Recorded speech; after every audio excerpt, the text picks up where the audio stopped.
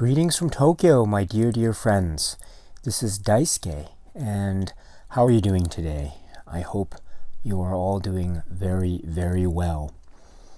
So, just to continue with my comments with respect to the Godzilla Showa era films 1954 to 1975 set from the Criterion collection. Now, if you don't mind, I would like to take this opportunity to talk to you about a few comments that I have with respect to the supplements.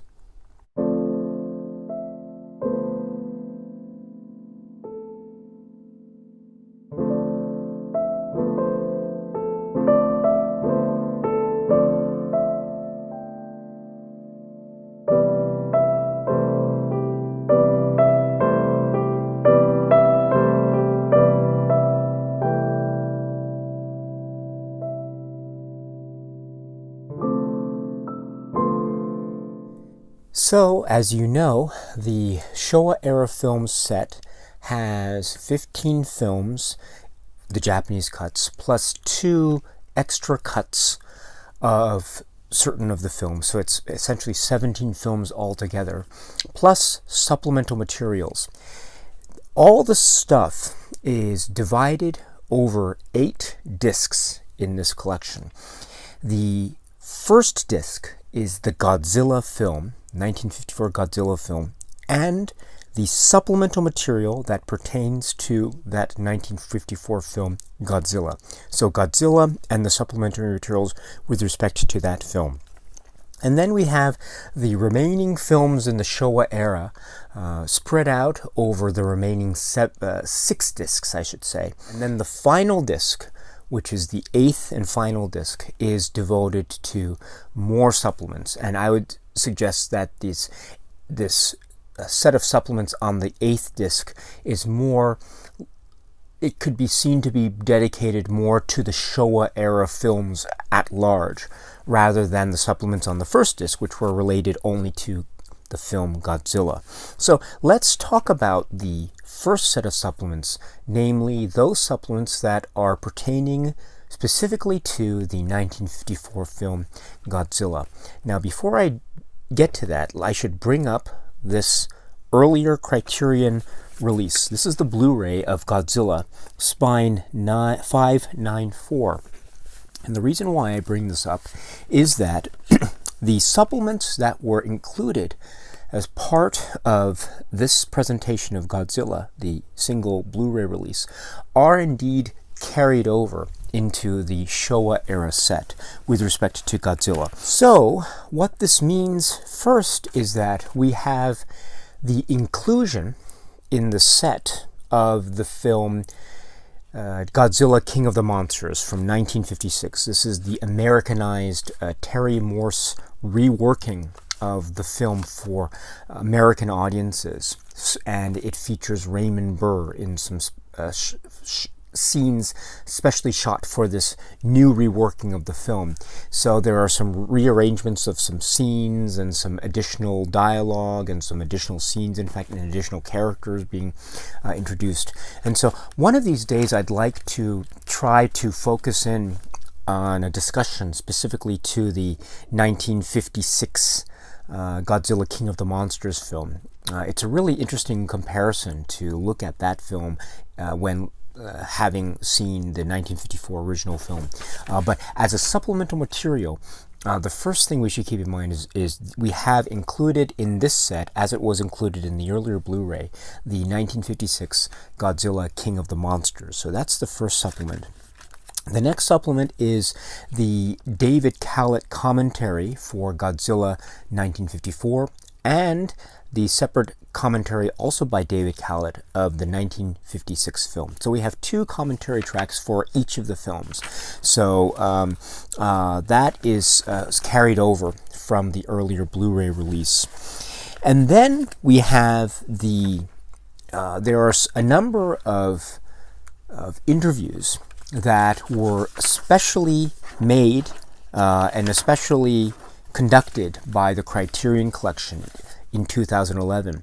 And so we have interviews with Akira Takata, who is one of the stars of the film, the main love interest.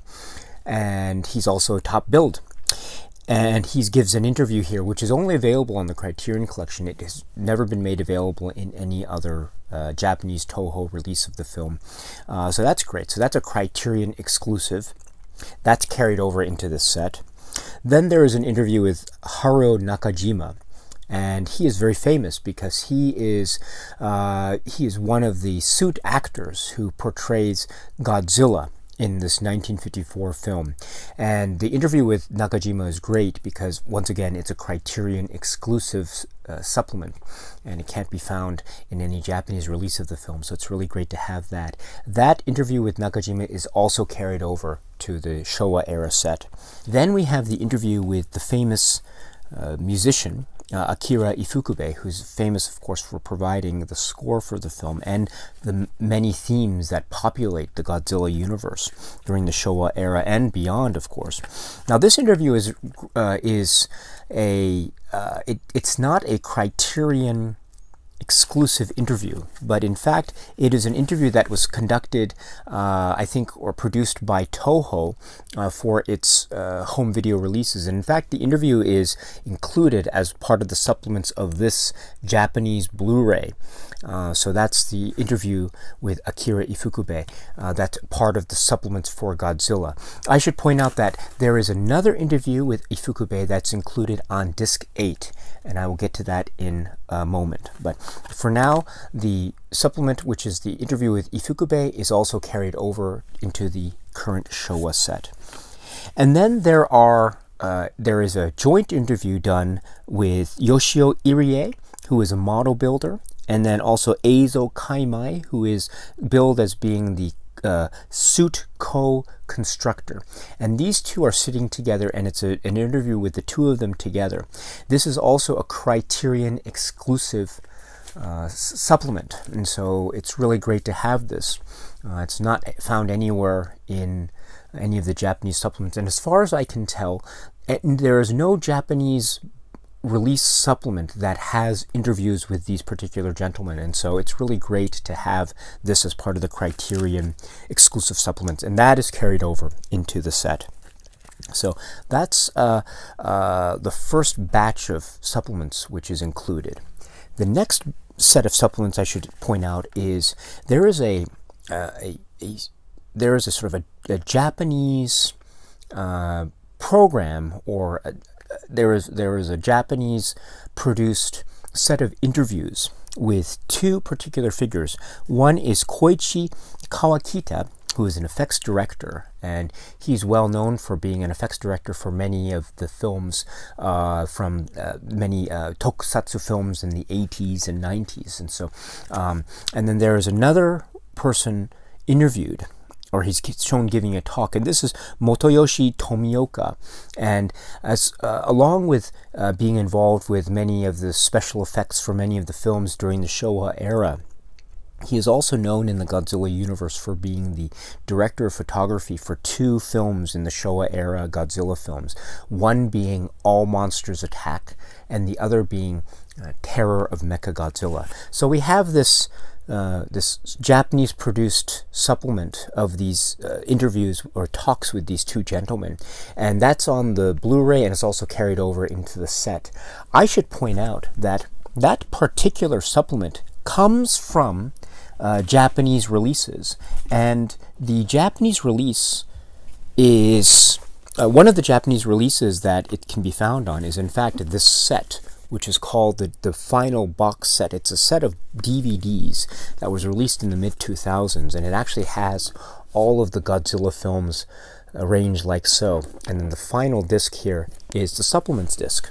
And so the supplements disc for this Japanese release has actually 3 discs. And I think it's on the third disc. Yes, the third disc has the same supplement, the interviews with these two gentlemen that we can also find on the Criterion Godzilla release and also now on the Showa set. So what we're getting, my friends, is we're getting this sort of interview, which is, interestingly enough, while it's made available in this huge final box set, as the supplemental disc material for this huge box set in Japan. It is, surprisingly enough, not made available in any subsequent individual DVD release in Japan, nor is it made available in the subsequent Blu-ray release of Godzilla in Japan. So, as a matter of fact, that supplement about the special effects, photography, etc., is actually quite difficult to watch here in Japan. And so the best way to watch that is actually through the Criterion supplemental set here, through the individual Godzilla release here, and also now the Showa set. So well done, Criterion, for getting that. That's really great. And then to round out the discussion, there is also an interview with the film critic Tadao Sato, and that's also carried over into this Showa set. Then there is the visual essay discussion called The Unluckiest Dragon, which is given by a Japanese historian called Greg Flugfelder. And so this is a supplement from the earlier Criterion release that's carried over to this new Showa set. And then we have the trailer for the film as well. So this is essentially a carryover of all the supplements that were included in the earlier release. And just to add again that some of the supplements can be found in current Japanese releases, but other supplements are very hard to find in current Japanese releases of the film. And so that is a great thing about the Criterion Blu-ray, and now by extension the Showa era set. So well done, Criterion. But when we are talking about the supplements with respect to the 1954 film Godzilla, what we are talking about is all of the supplements that were actually recently, or they were earlier included in this earlier Blu-ray set, and we're just carrying them over to the set. So with respect to the Godzilla film itself, there's nothing particularly new, at least nothing that we find on the first disc of this Showa era set. So that is one aspect of the supplemental materials with respect to the Showa era set. So the other aspect of the Showa era film's Criterion set supplemental features is found on Disc 8. And Disc 8 is the disc that is devoted entirely to supplements. And these are supplements that were not found on any previous Criterion release. So the supplements on Disc 8 cannot be found, at least as far as I can tell, on any part of the earlier Godzilla release from Criterion, for example. So we're getting fresh supplements, at least from the viewpoint of Criterion audiences. So what do we have on Disc 8 here? So we have some interesting supplements that I want to go over. First, we have an interview with filmmaker Alex Cox.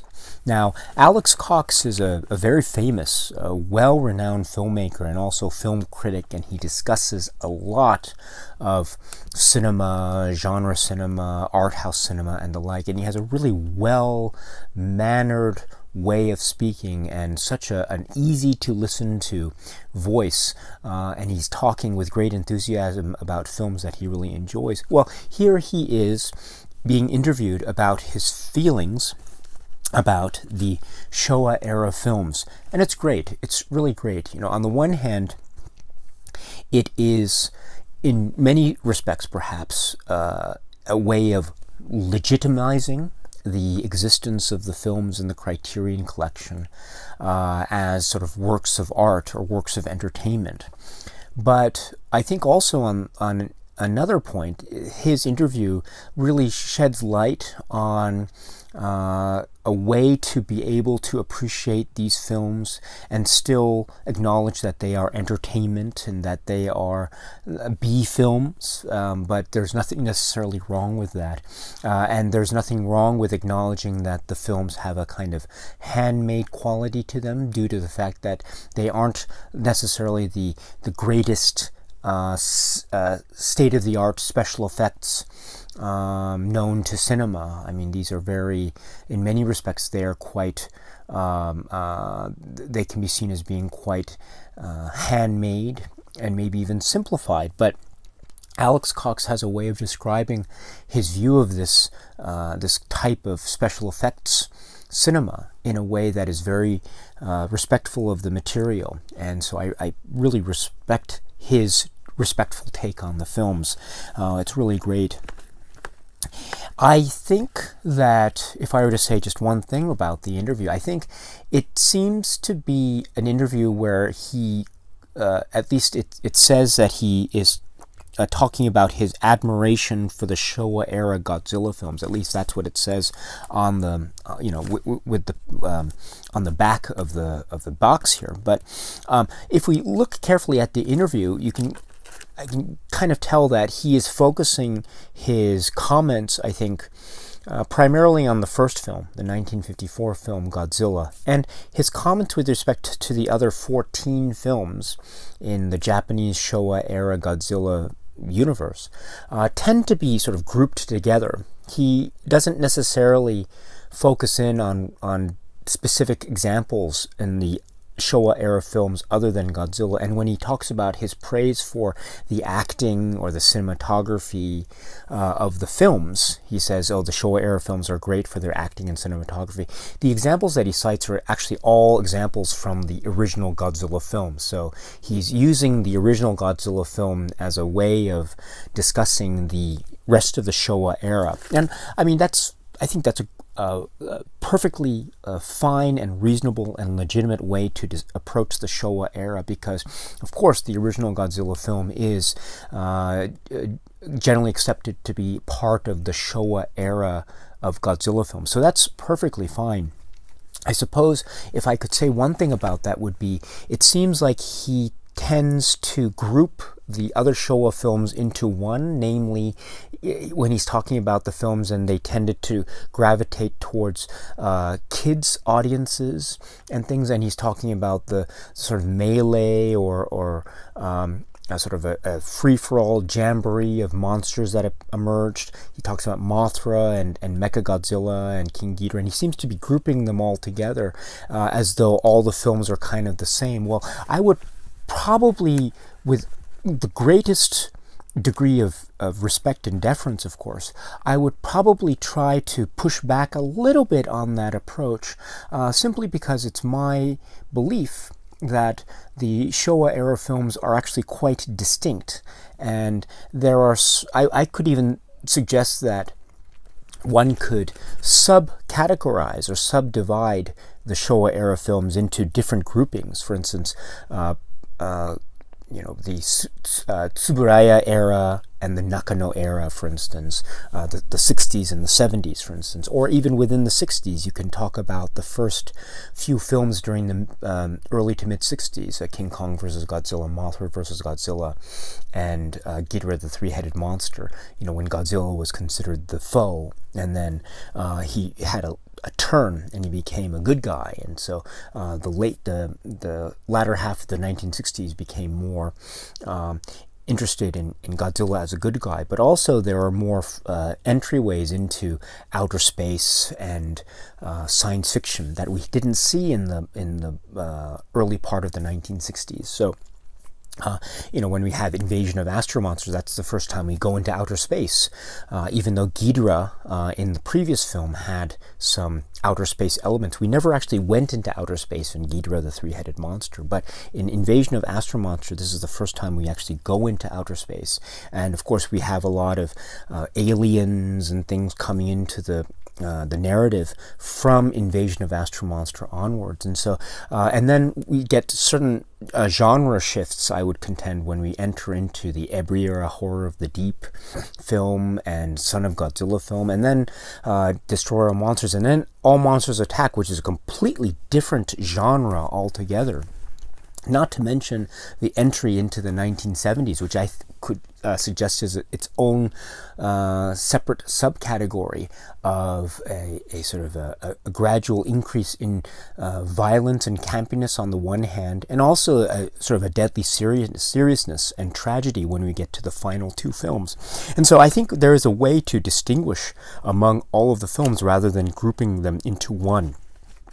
And so I think that would be one place where I would probably very gently push back, albeit very gently and very slightly, on the points that were made. But I do acknowledge also that the Alex Cox interview, it's really great, and it really pays homage to the films. And also I think it's not necessarily meant to be an overview of each of the films, but rather his general impressions and feelings and real passion for the Showa era films as a whole, or writ large. So in that respect, I think it's really wonderful. And it reminds me a lot of the documentary, one of the documentaries that was included, for instance, with the film Night of the Living Dead. You know, there was a documentary there where there were contemporary filmmakers expressing their admiration and love for this film. Well, I get this same sense or same vibe when I watch the Alex Cox interview that's included on disc 8 here. It's a really great interview as a kind of appreciation for the era as a whole, I suppose, which started off, of course, with the 1954 film Godzilla. So that's the Alex Cox interview. There is also a very important supplement on the 8th disc that I neglected to mention. I want to mention now, and this is the Japanese version of King Kong versus Godzilla. Now, as you may know, as part of the primary presentation of the films, the American cut of King Kong versus Godzilla is the version that's used for that film.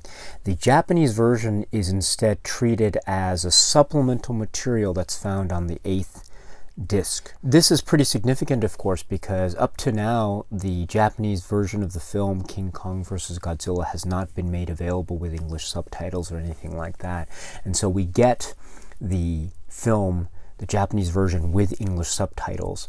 The curious thing about that is the subtitles themselves, while they are computer generated, for at least for me anyway, I cannot remove them. So, but perhaps that's not a bad thing, because perhaps people who will be most interested in watching that version will watch them with English subtitles anyway. So, and of course the Japanese version has always been made available in Japan, which I have on a separate Blu-ray and DVD, in fact, but they've never had English subtitles. And so I don't think that's a bad thing that the Criterion supplement of that film doesn't have an optional thing to be able to turn off those English subtitles. So what I plan to do is I will probably talk about King Kong vs. Godzilla, the two versions, in a separate video if I have the opportunity. But for now, just note that the Japanese version is finally available with English subtitles through an official release, and so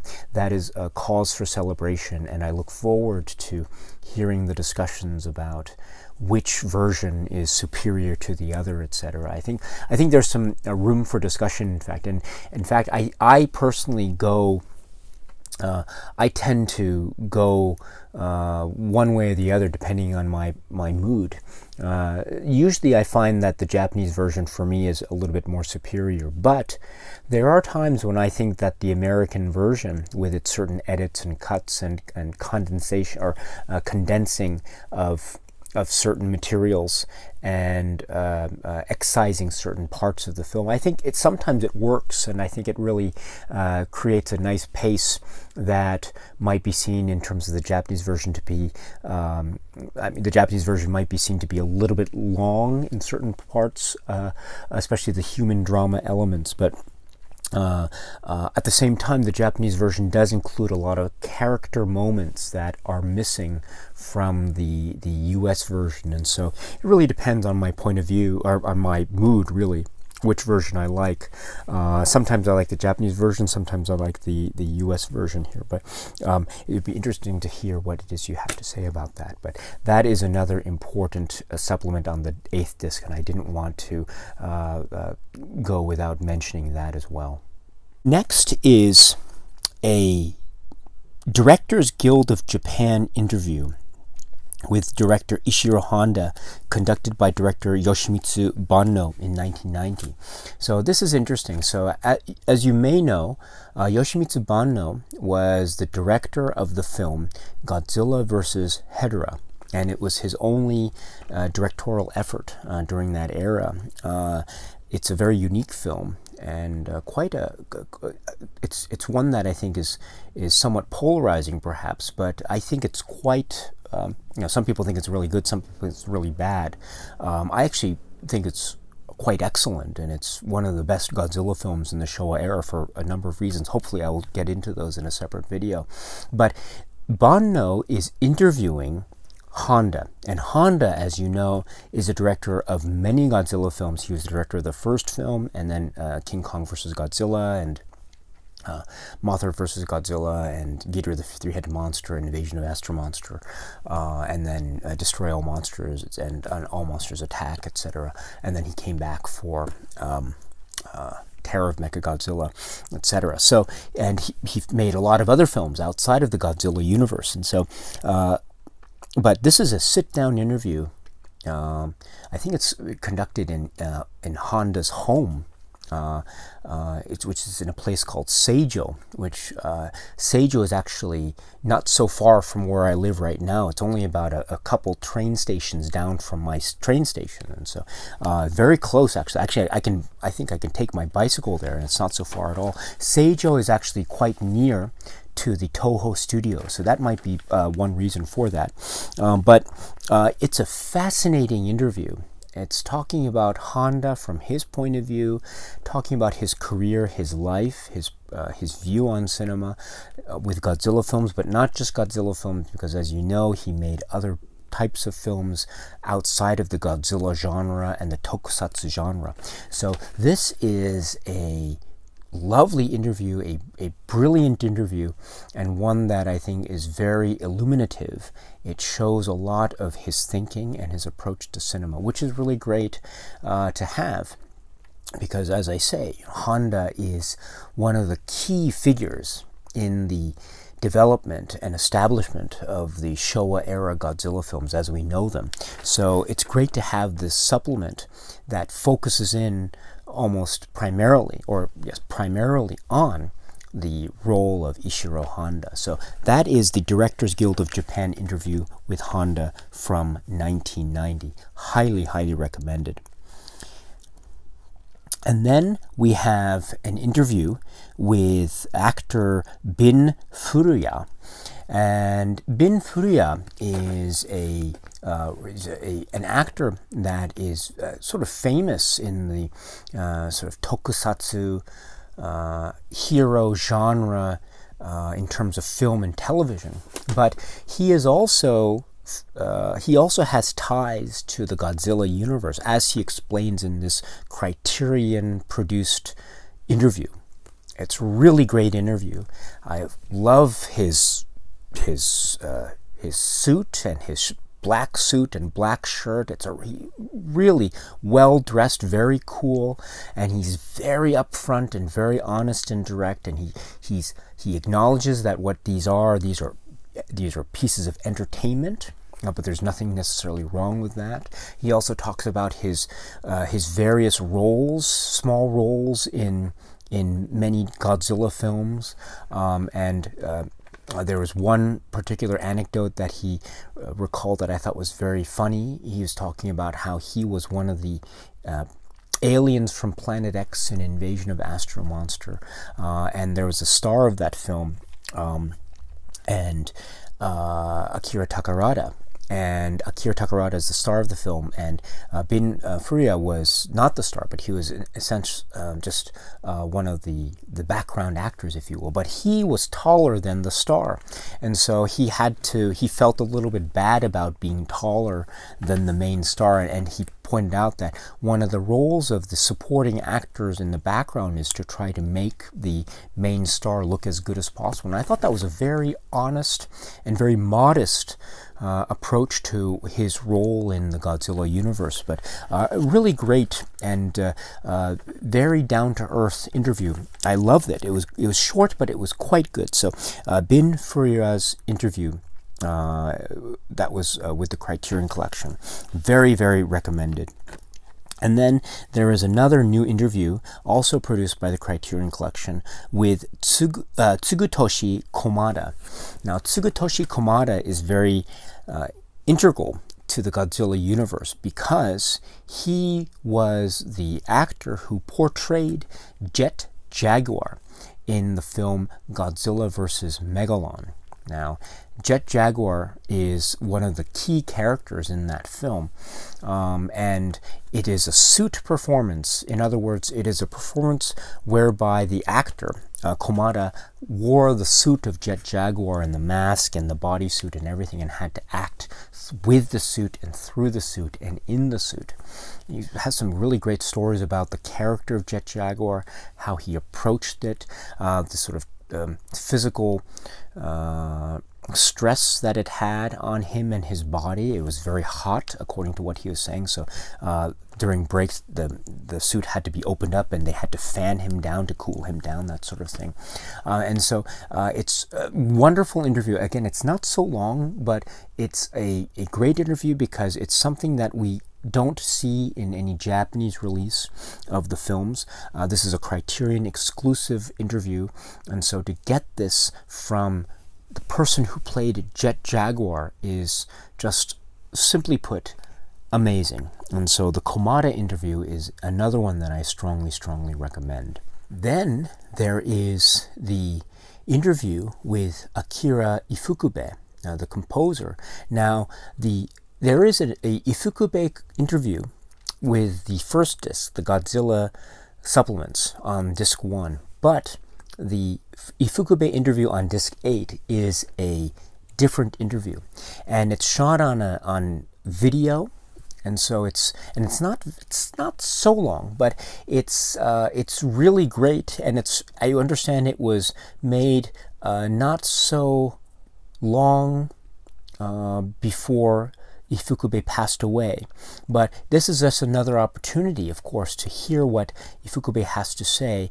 And once again, Ifukube is one of the main people who was responsible for creating this Godzilla world and establishing and developing the world of Godzilla during the Showa era as we know it. And so to have this new, or not new, but to have this other interview with Ifukube is, I think, wonderful. It's so great. Criterion is doing all of us a favor by including this interview. So well done, Criterion, and again, strongly recommended. Then there is also included a 1 hour long kind of documentary that is a Touhou documentary. Now, this is a documentary that is a Touhou special effects unused film documentary. So what it is, it's a collection of special effects footage from different tokusatsu special effects films from Touhou, including the Godzilla films, but not just the Godzilla films. But and we have the gathering of this footage, and also we have discussions from the various directors of the films that are being discussed. So, for instance, we have the director Seiji Maruyama talking about the special effects stuff from the films Battle of the Japan Sea and Admiral Yamamoto. And then we have Shue Matsubayashi, who's talking about the film Storm over the Pacific, Attack Squadron, and Imperial Navy. And these are all sort of World War II dramas, and so they involved certain special effects scenes. Most of the films, not all, but most of the films were special effects, where the special effects were handled by the famous Eiji Tsuburaya. And so this is an opportunity for these filmmakers also who are shot or had on-camera interviews where they were talking about the film process and also about Eiji Tsuburaya and his work ethic and his approach to the work. Absolutely fantastic.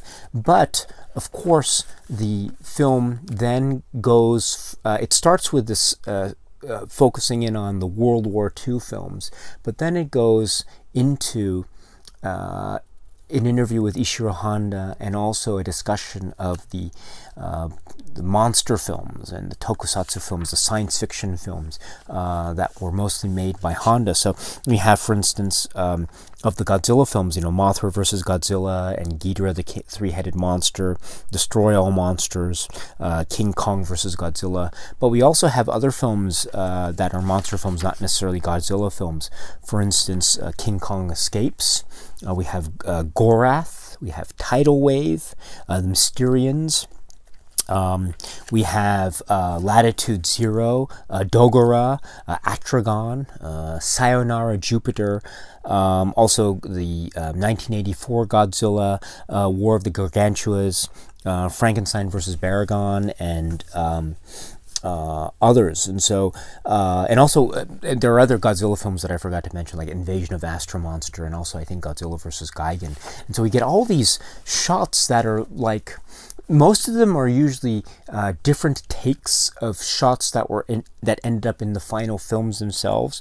Some of them are bloopers, not all of them, but some of them are bloopers. And there are others that are just extensions of things that are in the final film. For instance, there's some extra footage of the typhoon sequence in Mothra versus Godzilla, for instance.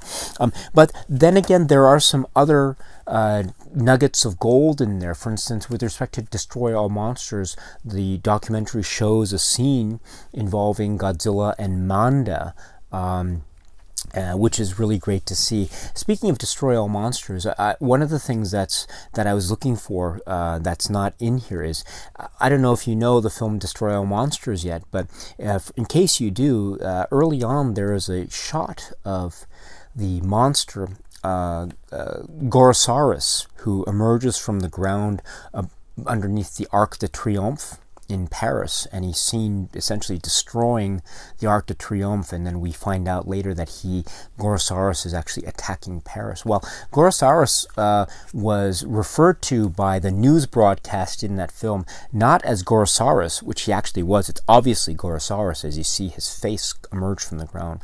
He was actually referred to as Baragon. And Baragon is a completely different creature design from Gorosaurus. And so I think the legend is that Baragon, according to some legend, it was that maybe Baragon had been planned to be that monster, but last minute changes meant that Gorosaurus had to be the monster.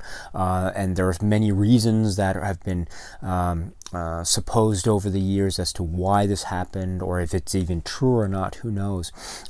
But it does tend to explain the reason why the newscaster in the film Destroy All Monsters says that Baragon is attacking Paris, where it's quite obvious it's not Baragon, but it's Gorosaurus. But I was actually hoping to see perhaps if there was a shot of some legendary shot of maybe they tried it with Baragon attacking Paris, but it ended up not working. But there's no footage like that, as far as I can tell, in this documentary. There's footage of Gorosaurus attacking the Arc de Triomphe, but there is no Baragon footage of that. So the legend will continue, I suppose, or the supposing will continue about exactly what is the reason why Gorosaurus was referred to as Baragon on his attack on Paris. I mean, the mystery continues, of course. But in any event, my friends, the documentary about this unused footage is really great. It's also narrated by Kumi Mizuno, and Kumi Mizuno is the actress who features in a lot of Touhou films during this time, but perhaps in the world of Godzilla, she is best known for her roles as Daio in Embryo Horror of the Deep, and also Namikawa, or the many Namikawas, shall we say, in the film Invasion of Astro Monster. And so she is narrating the documentary, which is great. Incidentally, I should also point out that the documentary itself is not available in any it's not available as any supplement to any current Japanese release of the film. And so, for instance, you wouldn't be able to find the film as, say, a supplement on the Japanese release, the Blu-ray release of this. It's not there. The only way that I could find it, I think you could find it, for instance, on a VHS or Laserdisc release of some sort, but the way that I was able to get it before was there was also these DVD releases, and they came in these boxes, and you had the films in this box set in their own individual DVD case. But with each box set, there was a final disc, which is a disc devoted to supplements. Now, these supplemental discs aren't sold individually. You can only buy them as part of these box sets. But one of the discs is actually this Touhou Tokusatsu unused film collection. And so this is the documentary that you can find in the Showa era set from Criterion. So that's really great. They took a documentary that was actually fairly difficult to get one's hands on in Japan, and they made it available in the set. So well done, Criterion, for that. That's really great. And once again, it is a very important documentary, I think, for many reasons, but one of the primary reasons for it is because we see the method behind Eiji Tsuburaya's work. And so in that sense, the documentary can be seen as being kind of a focus on the work of Eiji Tsuburaya. There's also an interesting we also see Honda interviewed. We also see Tomoyuki Tanaka, the producer of these films, interviewed at the very end, very briefly, of course. But the documentary, I think, can be seen to be focusing in on Tsuburaya. So very important stuff, really great stuff. So that's the documentary that's included with that as well. And then the supplements are rounded out with a collection of the trailers for Godzilla Raids Again, all the way through to Terror of Mechagodzilla. So you can see the trailers that are the Japanese release trailers for each of the films following Godzilla. Really interesting stuff. I should point out that some of the trailers are actually quite maybe worth checking out for some reasons that I will highlight now. So, for instance, the trailer for King Kong vs. Godzilla, if you check out, there's a moment where Mie Hama, who plays Fumiko, she is being held by King Kong, and you can see a brief shot of her being held by the hand of Kong in front of a blue screen. And so I think this is a moment where Kong has her near the National Diet Building in Tokyo, but it's shot it takes place at night. But I think this is a shot included in the trailer that was prior to the special effects processing being completed. So it's in fact a shot of an actress being held by a giant ape hand in front of a blue screen. So that's an interesting thing. See if you can catch that detail if you watch the trailer. Also at the very end of that trailer, it talks about the Touhou Champion Festival. And so the King Kong vs. Godzilla trailer that we have with this set is a trailer that was used in connection with the promotion of the film during the Touhou Champion Festival. So that's an interesting little detail. Also, with respect to the trailer for Invasion of Astro Monster, this is interesting because the title that's given for that film is the Japanese title Kaiju Dai Senso, but then it says King Ghidorah Tai Gojira.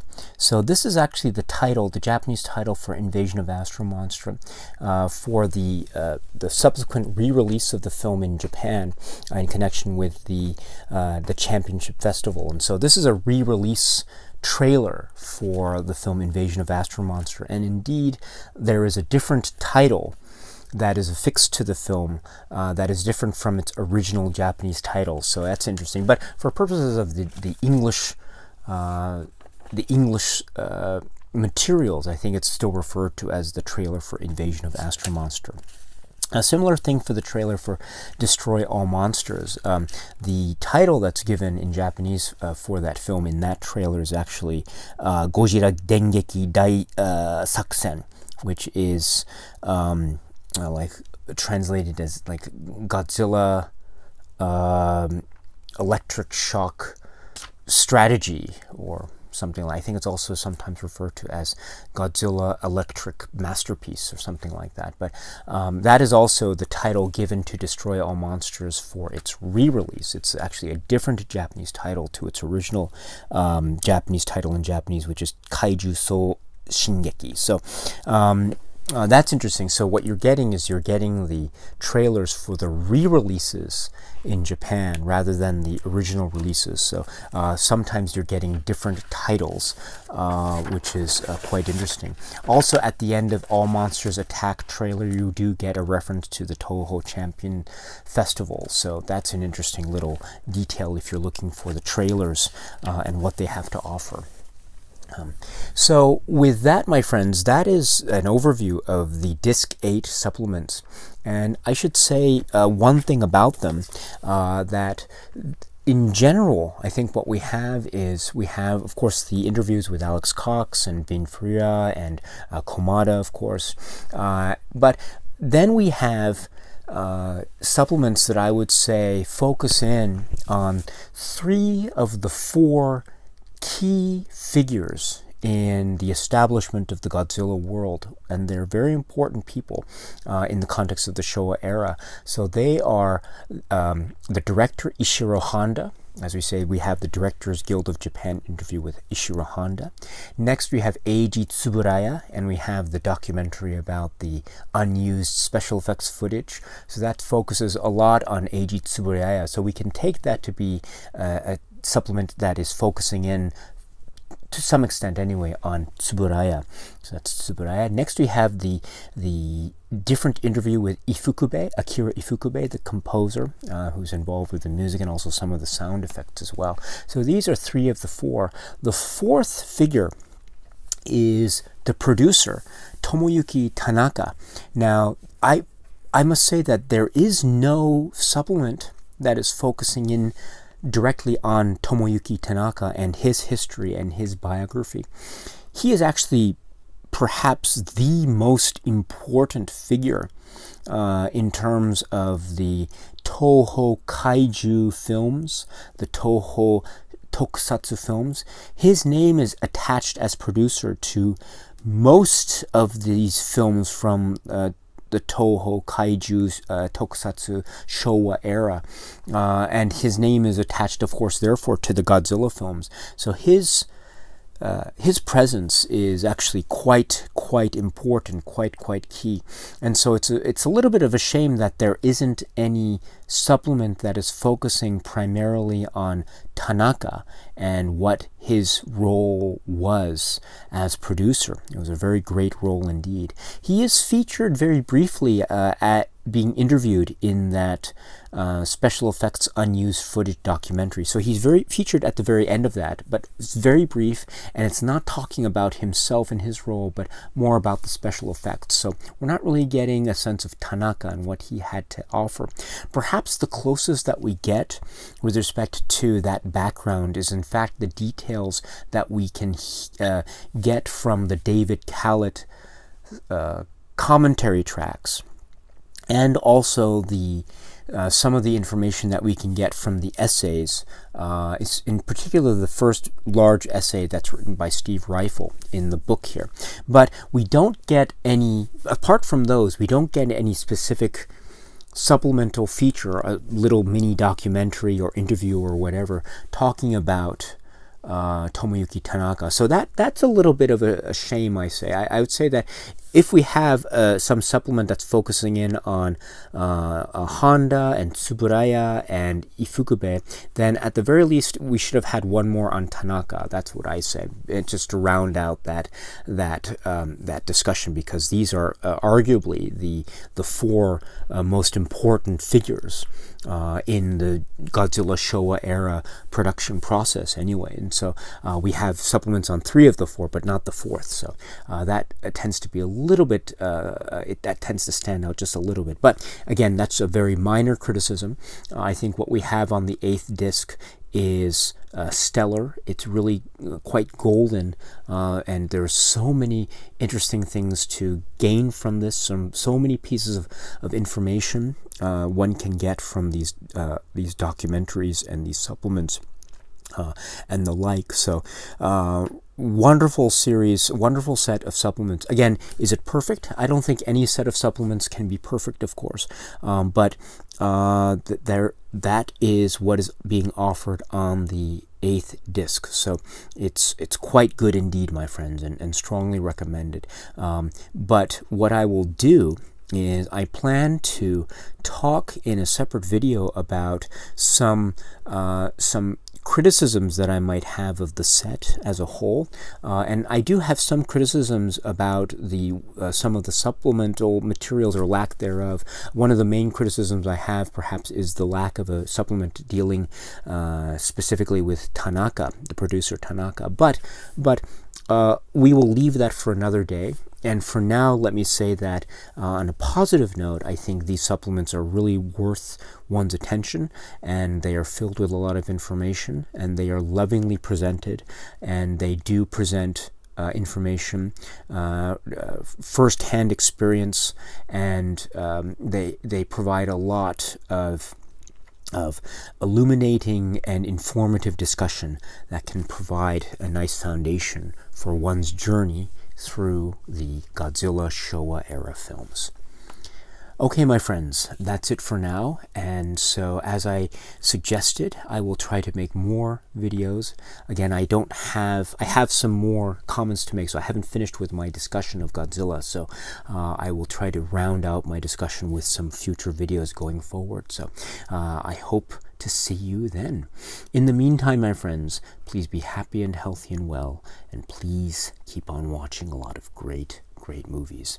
So until we meet again, my friends, cheers.